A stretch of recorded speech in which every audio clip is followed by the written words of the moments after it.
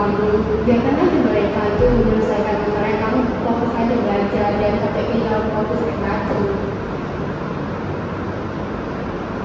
Nanti ibu bantu lah pelan-pelan kayak nulis supaya bisa memperbaiki masalah kamu juga.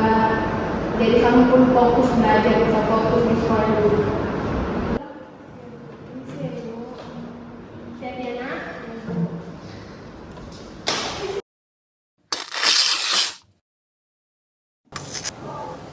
Masalah keluarga di rumah dapat mempengaruhi proses belajar anak di sekolah. Ketika suasana rumah sering diisi dengan pertengkaran, kurangnya rasa perhatian, ataupun masalah keluarga dapat membuat anak sedih ataupun cemas, dan mereka pun juga merasa terbebani. Konsentrasi anak saat belajar juga menurun, semangat anak belajar juga menurun karena motivasi belajar, dia merasa motivasi belajarnya sudah hilang. Oleh karena itu, kondisi keluarga yang baik dapat membuat anak menjadi lebih fokus dan fokus mengejar prestasinya. Solusi pertama yang dapat dilakukan untuk mengatasi siswa yang kurang aktif adalah pendekatan personal dari guru. Dalam kasus ini, guru tidak langsung memarahi atau menyalahkan siswa yang diam di kelas, tetapi mencoba memahami penyebab perubahan perilakunya. Pendekatan personal penting dilakukan karena tidak semua siswa yang pasif itu malas. Ada siswa yang sedang menghadapi masalah keluarga atau tekanan emosional sehingga sulit fokus saat belajar. Dengan adanya komunikasi yang baik, siswa akan merasa didengar, dihargai, dan lebih nyaman untuk kembali aktif dalam pembelajaran. Solusi kedua adalah menciptakan suasana kelas yang aman dan nyaman. Guru harus membangun lingkungan belajar yang tidak saling mengejek atau saling menghina dan menertawakan teman ketika salah satu menjawab temannya. Lingkungan kelas yang positif dan membantu siswa lebih percaya diri untuk menyampaikan pendapat dan bertanya. Ketika siswa merasa aman secara emosional, mereka akan lebih berani untuk terlibat dalam pembelajaran.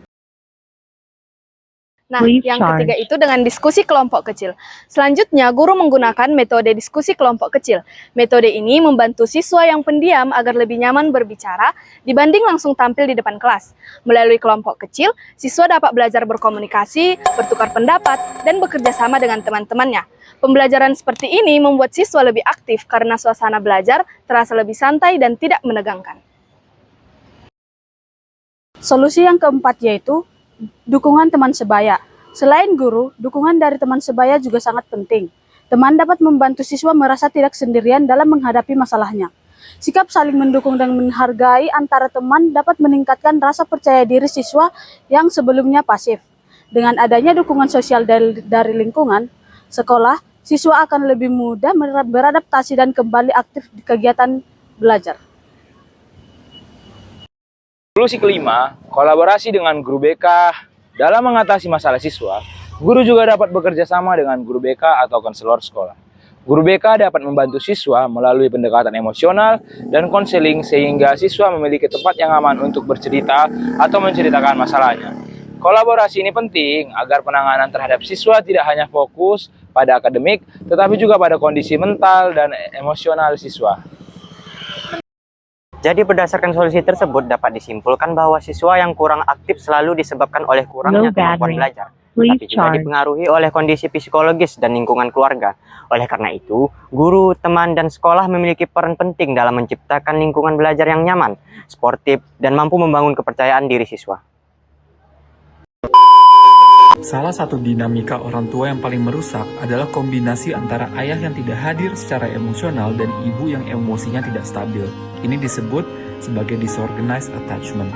Anak yang tumbuh di lingkungan seperti ini biasanya nggak pernah benar-benar merasa aman. Ayahnya ada, tapi terasa jauh. Ibunya sayang, tapi emosinya berubah-ubah. Hari ini dipeluk, besok dibentak. Hari ini didengarkan, besok dibuat merasa bersalah. Dan lama-lama anak itu tumbuh dengan pemahaman cinta yang membingungkan.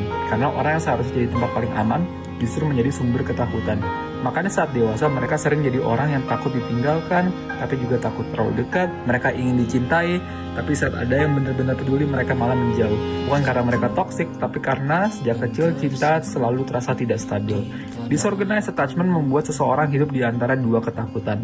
Tolong jangan pergi, dan tolong jangan terlalu dekat. Banyak dari mereka bahkan gak sadar kalau cara mereka mencintai hari ini adalah hasil dari rumah yang dulu tidak pernah terasa aman. Tapi kabar baiknya, saat seorang mulai sadar tentang lukanya, pelan-pelan mereka juga bisa belajar cara mencintai dan dicintai tanpa rasa takut.